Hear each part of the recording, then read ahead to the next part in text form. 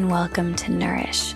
My name is Kasha, and I'm an entrepreneur, a longtime meditator, and a student of Chinese medicine. My mission with this podcast is to share the tools and practices to help you integrate your whole self into every aspect of your world. As someone who is both a type A high achiever and a deeply spiritual, vulnerable, and empathetic being, I know firsthand how it feels to be living a double life, showing up one way at work, a different way alone, and struggling to reconcile the two.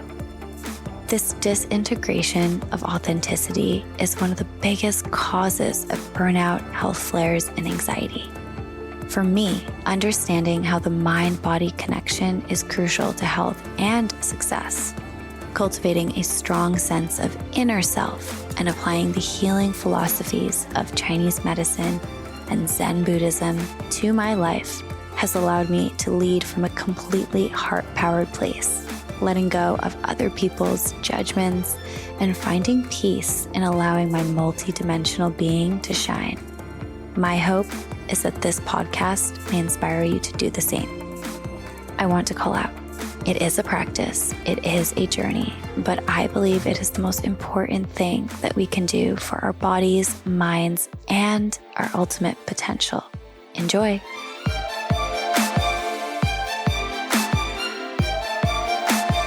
Hello, my friends, and welcome back to the podcast. Today, I welcome an absolute gem, Nkechi. Nkechi is a practice-based researcher, neuroscientist, choreography artist, leading mindfulness expert, and meditation guide. She is the founder of The Compass, Indian Lifestyle Studio, and co-founder of the sleep app DreamWell. She was a 2017 YBCA Truth Fellow, a 2021 Kennedy Center Artist in Residence, and she's currently a 2022 Garrison Institute Fellow, Esalen faculty, an advisor of Chorus Meditation, and a Lululemon ambassador for her work in mindfulness. Her work and her expertise has been recognized by the New York Times, SF Chronicle, Women's Wear Daily, Black Girl in Om, Blood and Milk, Esalen Wanderlust, and Forbes, and the list goes on, y'all.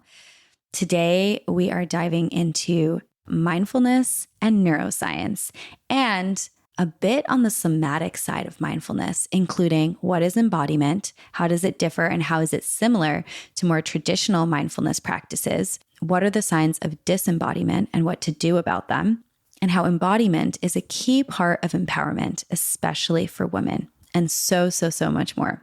If you're looking to go deeper into your mindfulness practice, explore the intersection of science and mindfulness, or if you're just as obsessed with Nkechi as I am, I'm pretty lucky because she's based here in the Bay Area, so I actually get to hang out with her.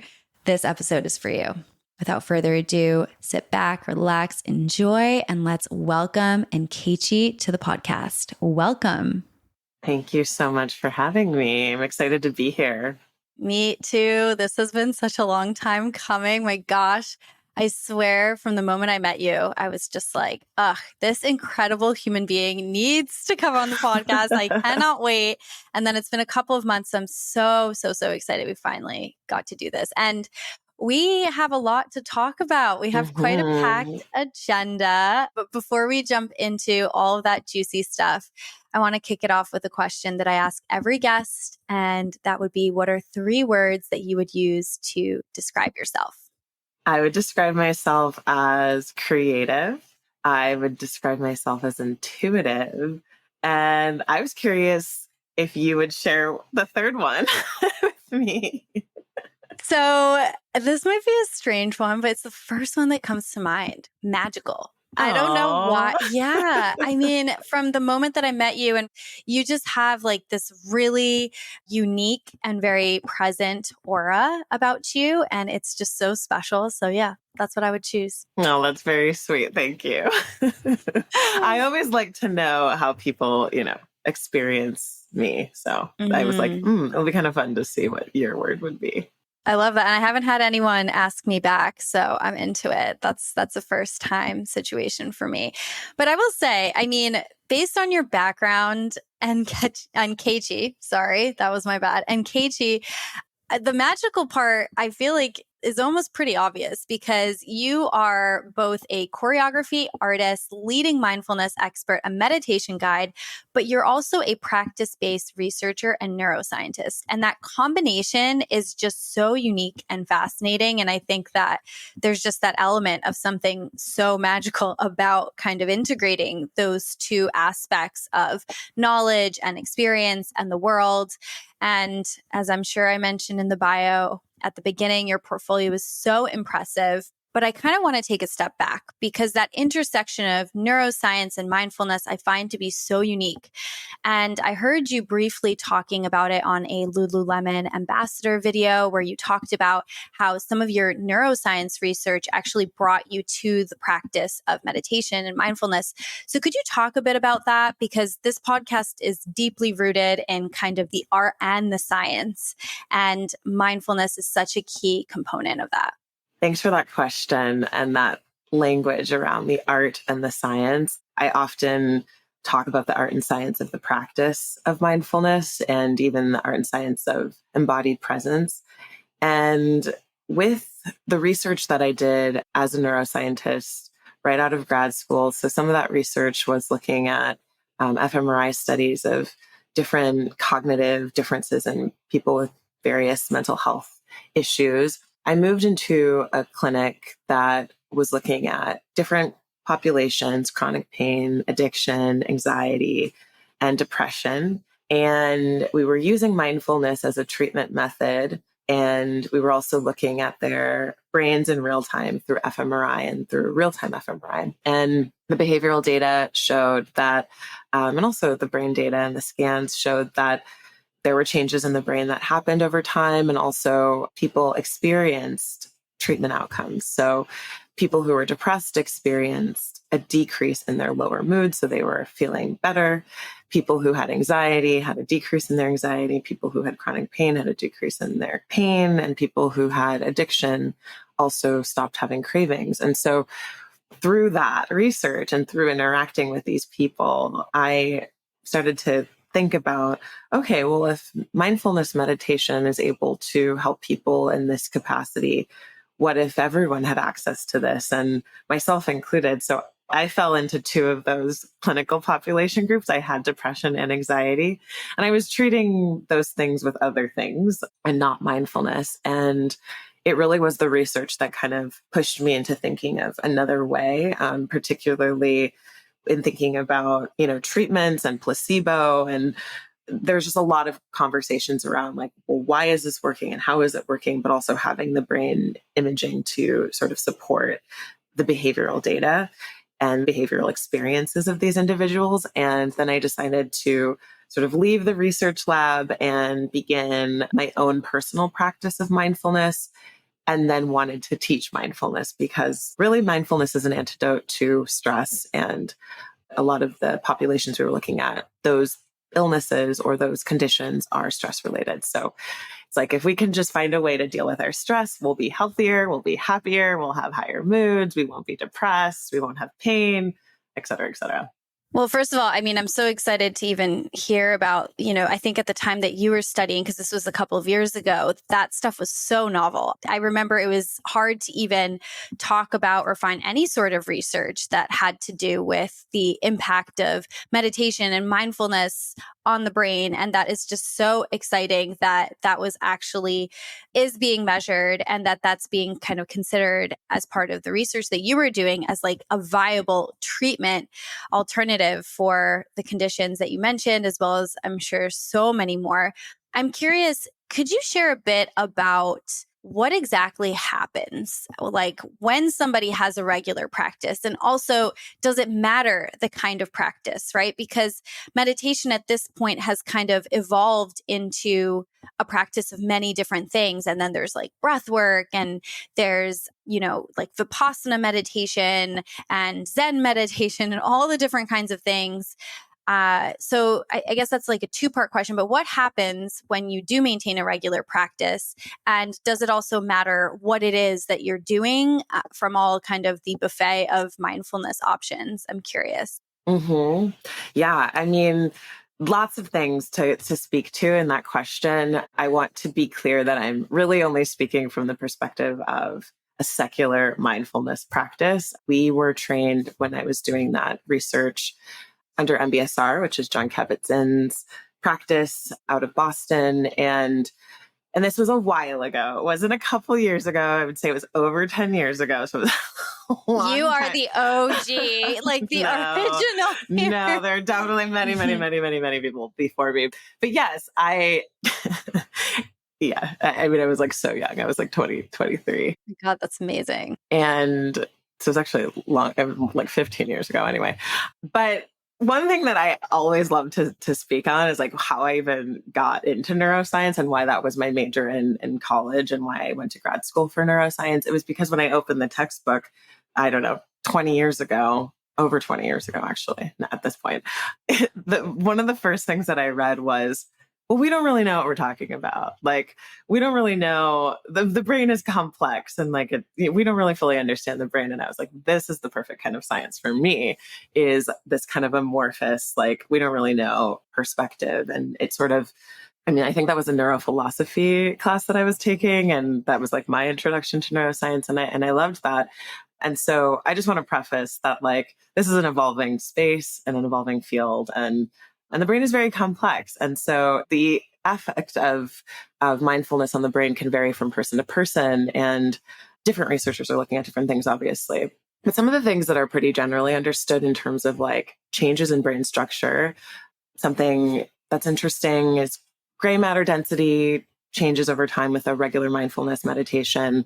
So the increase of gray matter in the brain is related to attention, emotional regulation, and self-awareness. These all seem obvious because that's what you're practicing in mindfulness, is self-awareness and a witnessing of emotion and attention. And these areas include the prefrontal cortex and the anterior and cingulate cortex and the insula. Also, the part of the brain that's impacted is the hippocampus, and that brain region is involved in memory and learning and, again, emotional regulation. And some studies have shown that mindfulness meditation can increase the growth of the hippocampus. And then there's other things too. I mean, I could like continue on, but I think that those are the ones that I think are the ones that I like to talk about the most. Just high level emotional regulation is something that we can see over time with mindfulness. And then there's also physiological changes that happen too, where we become a little bit more regulated in terms of our breath and our ability to not reach high states of stress and anxiety as well. I mean, that is huge. And it's kind of ironic that the same, so to speak, practice can help with both anxiety and depression, which feel like the opposite sides of the same coin. And I can so relate to that experience as somebody who has suffered most of the time with anxiety. I'm now a regular mindfulness practitioner. But when I stopped practicing, not only does my anxiety spike, but I went through this period of time where I experienced a bout of clinically diagnosed depression. And the thing that really snapped me out of it was like a 7-day meditation retreat where I remember having an experience, and I swear this was just meditation, not shrooms, of actually like witnessing my thoughts as they were happening, some of the lower thoughts that I had been looping on constantly in the background that I wasn't even aware of. And just that kind of shift in perspective, almost as though I was witnessing myself, just offered such powerful relief. I don't know how else to describe it. I'm sure I'm not even explaining the experience correctly, but it's fascinating to actually know that behind what is such a real experience is a lot of data to now support the effects that has on our long-term health. That is just so powerful. Wow. It is. I mean, I think that your experience really speaks to, some of the inner workings of what's going on in the brain, and particularly with our hormones and cortisol, which is like related to stress. And there's research that shows that, mismanaged or unmanaged stress is a precipitory event for anxiety and even depression or low mood. And so one of the things that mindfulness does with our default mode network is that weakens the connectivity there. So that is our reduction of rumination or our mind wandering. So that's like one of the things that's happening in meditation. So then there's also amygdala activity. And the amygdala is the brain region involved in the processing of emotions and our stress responses. And so when we are engaging in mindfulness meditation, we're actually reducing this activity in this area of the brain. And as I mentioned before, with hormones and cortisol, our cortisol levels are managed better with mindfulness. It's been associated to decrease our levels of cortisol, which is our stress hormone. And this physiologically reduces how we experience stress in the body. That is so huge. A lot of what we talk about here on this podcast is there's definitely a theme around that mind-body connection and the power that, obviously we're not in charge of or have autonomy over all the experiences that we have in our life, but to offer a tool to be able to cope a bit better is like such a powerful kind of, perspective on how to navigate some of those difficulties. And we have a lot of researchers come on and also doctors of alternative medicine and researchers that have kind of worked with some of those physicians talking about the power of how inflammation is so deeply tied to so many different kinds of chronic diseases. I, for one, for example, and everybody here who's a listener knows this, but I suffer from eczema long-term. It flares with certain kinds of stress. And it was so crazy that on this 7-day retreat, I kid you not, it was completely cleared up by the end of it, which is just nuts, right? And a lot of the drugs that I would previously take for this condition were literally just anti-inflammatories, right? And so I think there's something so powerful to think about actually being able to regulate yourself and kind of give yourself that gift of like kind of bringing yourself back into that state of healing through different mindfulness practices. Mm-hmm. I know a question that probably everyone is wondering, myself included, so I'm selfishly going to throw it in here, is how much time do we need to, obviously more is better, I'm assuming. Sometimes I wish I lived on a monastery, or like a, retreat center, but like really, do you have any thoughts around the amount of practice and the regularity, once a day, twice a day, a couple times a week? Like, where do we actually see the impact and like the effects? This question gets asked so often, and normally my answer is, it depends. And it does. I think it depends on the person, and I think it depends on, what it is that they're wanting to achieve with their practice. And I think, in over 10 years of teaching mindfulness, I get this a lot when I would teach corporate meditation. You get high performing, high achieving individuals coming in, and they're like, okay, when am I going to see the effects? And how much do I need to do this in order to like get the state of flow that I want, or whatever it is? And I'm just like, it's not really about the destination. It's like mindfulness truly is a practice of like the experience of being present. And I would say regular practice. If we want to be like giving time amounts, sure, what is time even? We could ask. But I would say a regular practice could be 5 to 10 minutes a day when you think to do it, anytime, morning, evening. And in terms of seeing impact, and experiencing impact, you'll have that immediately. It doesn't even have to be a minute. It could just be in a transitional moment when you're moving from one meeting to the next and you notice your breath, or you notice the space that you're in, or you take a moment to feel your feet on the earth. Those are moments of mindfulness that aren't a sitting meditation practice in air quotes, but also, to see changes over time. I haven't really studied that. I haven't studied, someone who's done a 3-minute practice over time, or a 5-minute practice over time, or a 10-minute practice over time, 1 day, 5 days, 3 days a week. So it's really hard to answer that question in terms of like, when do you start to notice? But I think anyone who's paying attention to their experience when they're doing a practice will start to feel different. And that's kind of when I think the changes happen, is when you start to feel them. And so, yeah, it's really hard to answer what does a regular practice look like. And for me, because people also ask me, well, what does my practice look like? it varies from day to day. Sometimes my mindfulness is a sitting practice, but there are many practices that I do in a day that allow me to be present.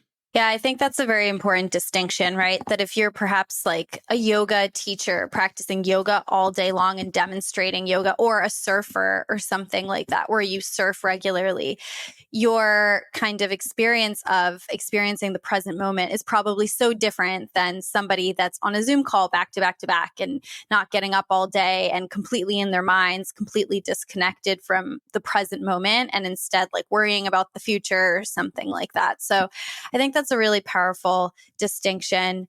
So speaking of your practice, one of the other things that I know that you're very passionate about is the practice of, and I don't know if you would call it a practice, but embodiment.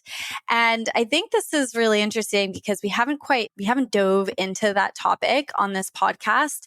And I'm curious to know, first of all, like what is embodiment? And would you consider embodiment a practice, or are there like embodiment practices that you incorporate into your overall practice of mindfulness? This is a wonderful question, one that I'm really excited to answer. So I am currently researching embodied presence, which is something that I don't know. I mean, I've never really Googled it. Maybe someone else has a definition of embodied presence, but how I came to sort of clump that together to be what a point of research is because I noticed in mindfulness over the years of sitting that the practice of mindfulness is quite embodied, contrary to the word mindful. It's a bodyfulness practice. Maybe I'll coin that too. But it's really, I mean, if you're paying attention to your breath it's a moving practice. It's a practice that is a sensation in your body, and there's actually organs that are moving in order for that to happen. So if you're just paying attention to your breath, but there's so many things happening in your body.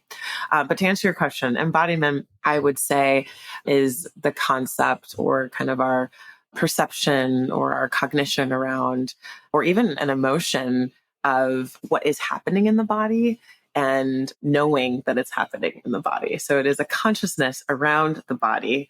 And then it is a choice, I would say, to be present with that. And we might hear that be with the body, being in the body. And, that's just having awareness of your body in space. So I know that I'm sitting here with you and I can feel my ankle and I can feel my foot and it's a little tingly on the left side. Like that's an awareness that I have because I'm paying attention to my body in this moment.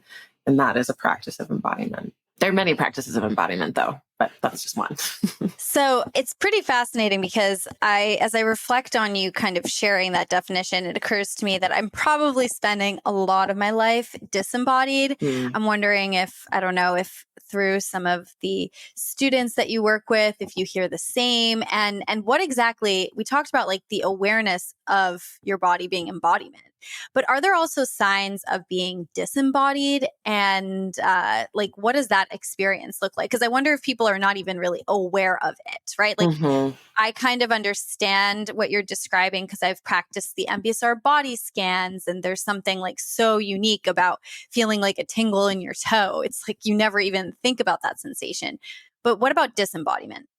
Disembodiment can occur as a result of various factors.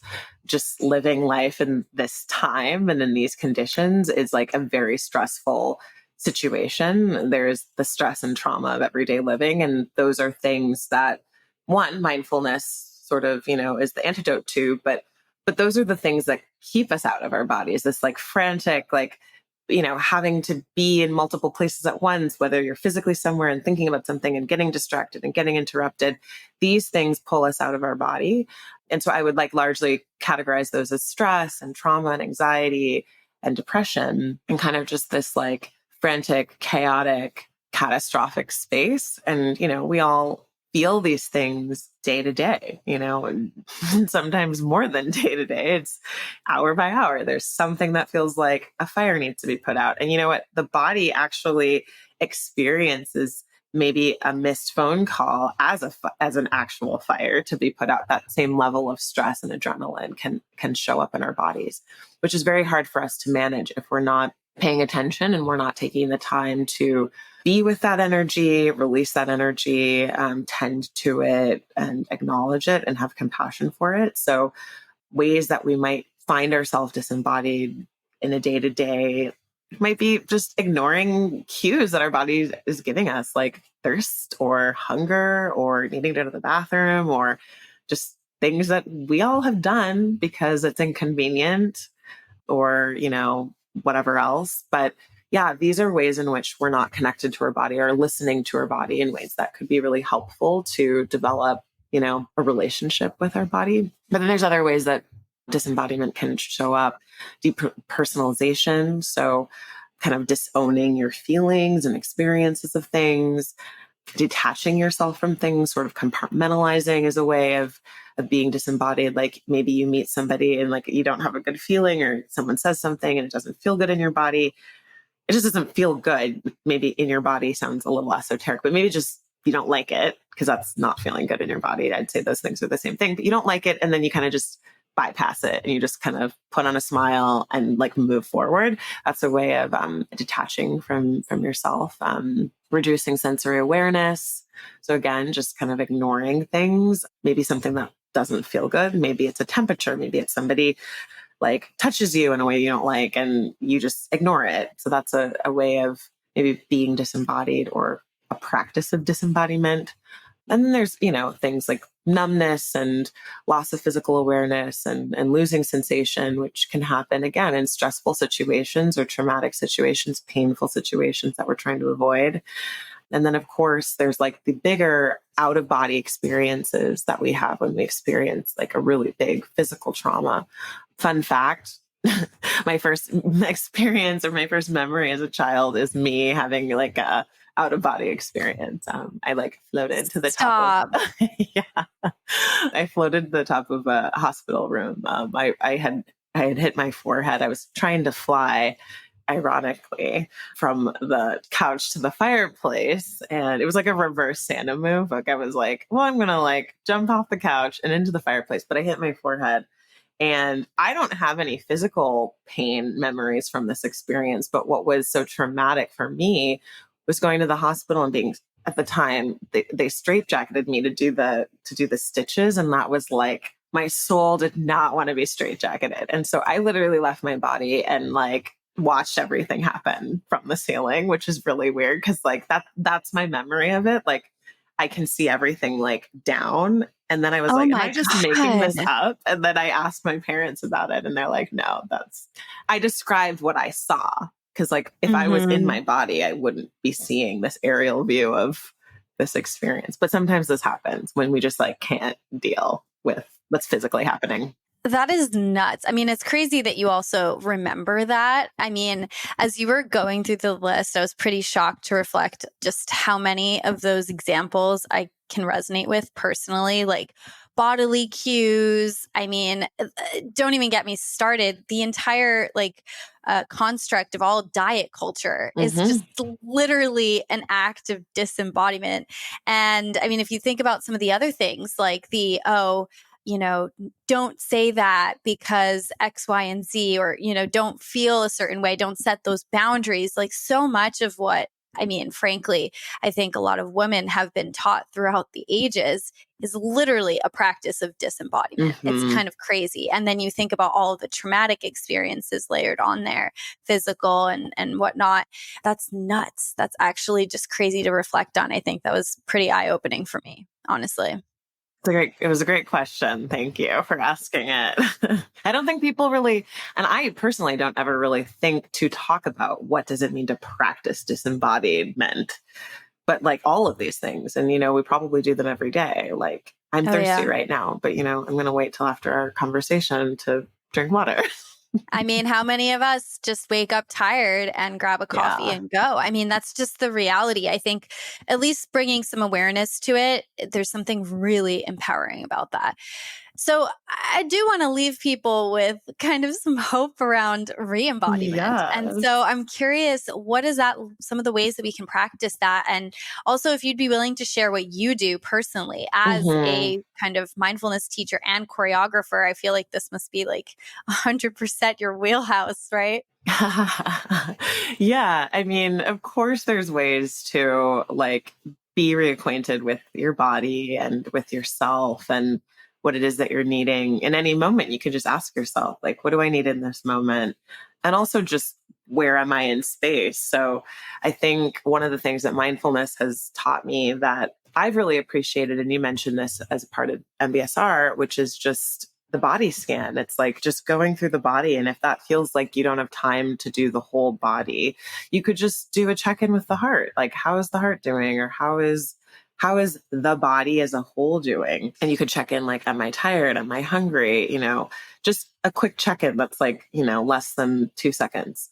And then of course there's like deeper practices of embodiment, really, thinking about, I guess if you're in your sitting practice, that's a way to be embodied by just noticing, taking a little bit more time to be with everything that the body is experiencing, whether that is soreness or stiffness or discomfort or openness or spaciousness.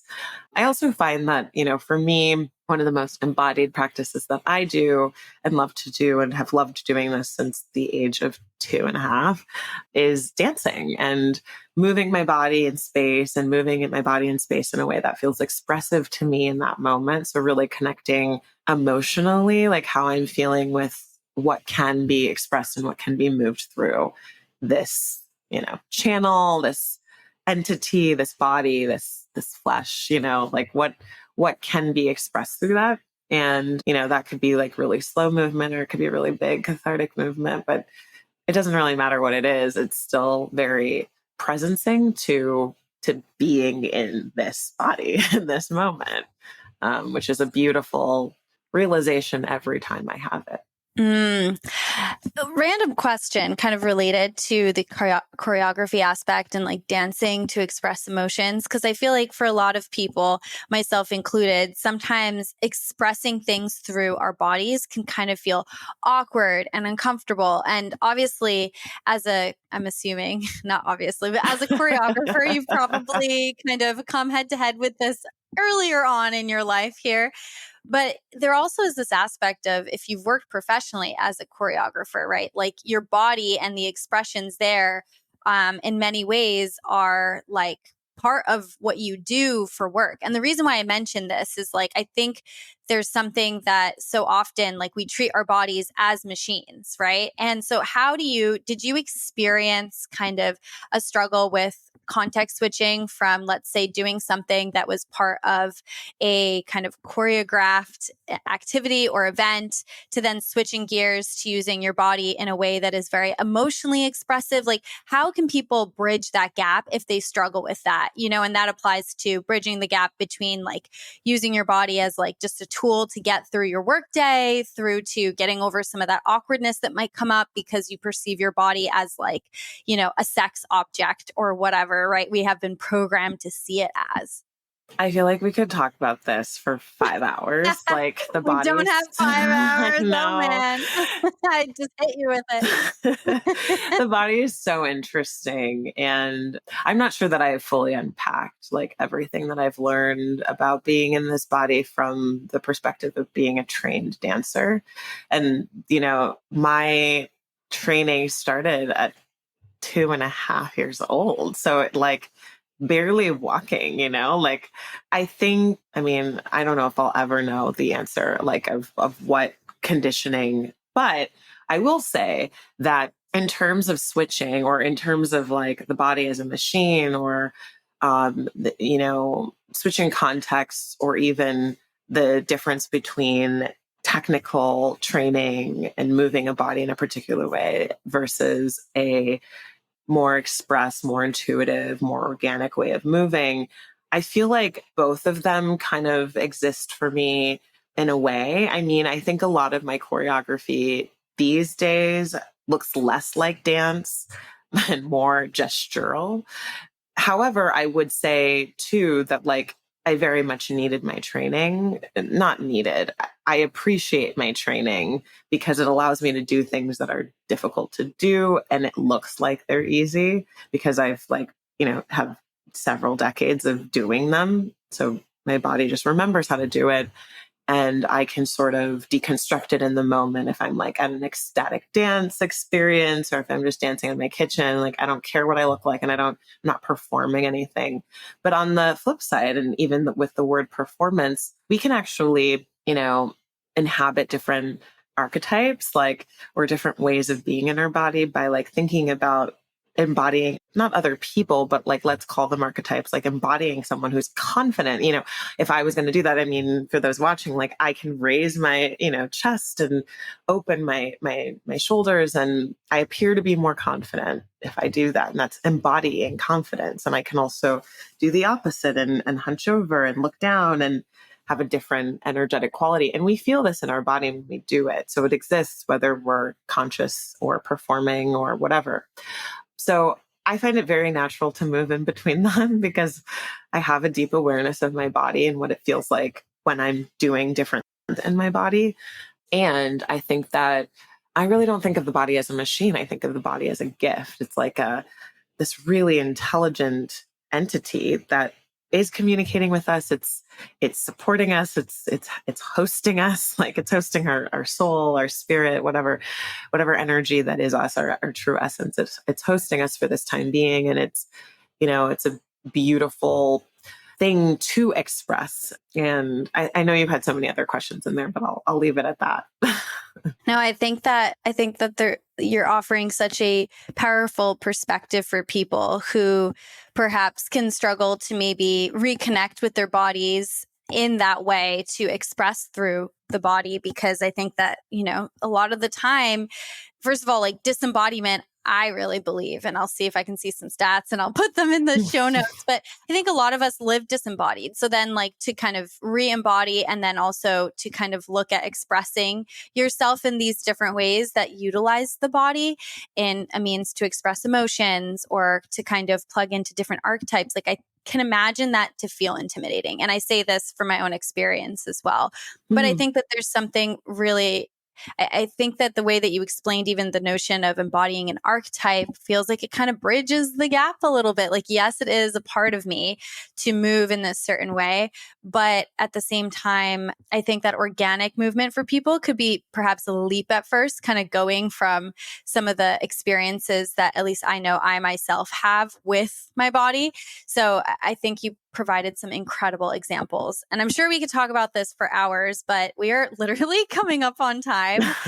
So this is going to have to be like a to be continued.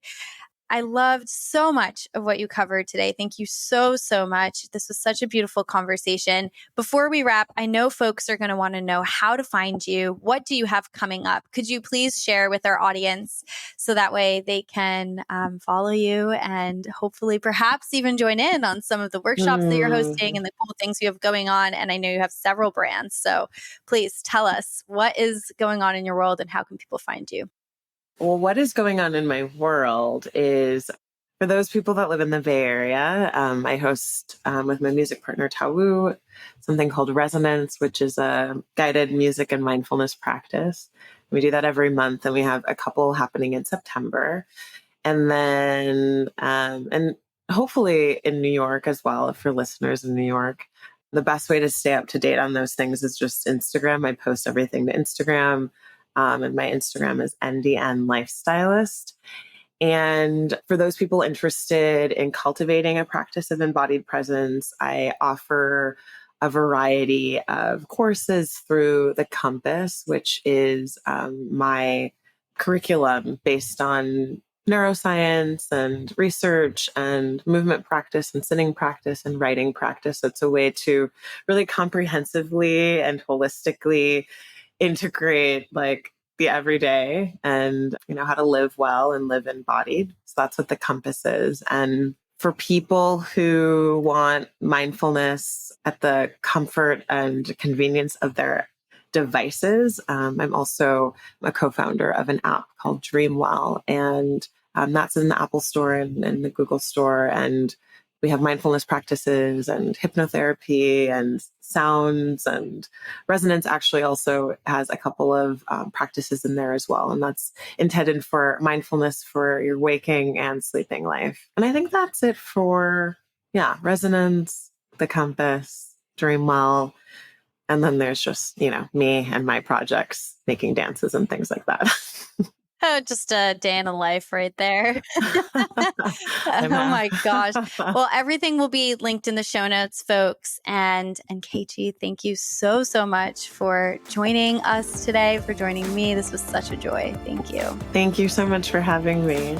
Thanks everyone for tuning in.